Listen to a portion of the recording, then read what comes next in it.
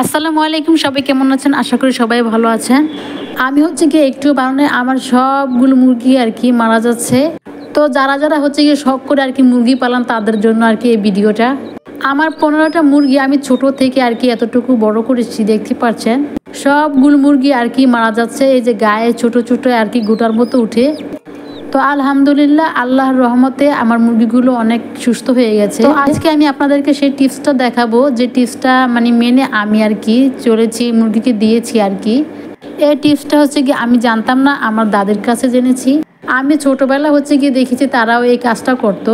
তো আমি দেখতাম দাদু হচ্ছে গিয়ে সরিষার তেল আর হচ্ছে গিয়ে হলুদ একসাথে মিক্স করে একটা ওষুধ তৈরি করতো। তো আমিও শুরু করলাম সেই টিপসটা মেনে চলার আর কি। তো অনেক উপকারই পেয়েছি আর কি, সেই জন্য আপনাদের কাছে শেয়ার করলাম যাতে আপনারাও উপকার পান। তো প্রথমে আমি হলুদ আর হচ্ছে সরিষার তেল দিয়ে একদমই আর কি তরলভাবে মিশ্রণটা করে নিচ্ছি, দেখতে পাচ্ছেন। আর হচ্ছে কি মুরগির গায়ে যে গোটা গোটা দেখতে পাচ্ছেন না, এগুলো হচ্ছে কি মশার কামড়, অনেক সময় মশার কামড় দিলে আর কি এরকমটা হয়ে থাকে। এতে কিন্তু অনেক মুরগি মারা যায়। আমার হচ্ছে কি 16টা মুরগি ছিল, একটা মুরগি মারা গেছে এই অসুখের কারণে। আর যে 15টা আছে এই 15টার মাথায় আর কি অনেকগুলো গোটা উঠে গেছে। এই গোটার কারণে আর কি ঝুম থাকে আর কি, ঝিমঝিম করে বসে বসে থাকে। তো প্রথমেই হচ্ছে কি আপনারা অবশ্যই মাথার এই যে গোটাগুলো আছে না, ওই গোটাগুলো আর কি ছিলে নেবেন উপর থেকে আর কি, চামড়ার মতো আর কি খুঁটে উঠিয়ে ফেলবেন ময়লাটা হচ্ছে কি উঠানোর পর তারপর হচ্ছে গিয়ে অল্প অল্প করে আর কি লাগিয়ে দিবেন।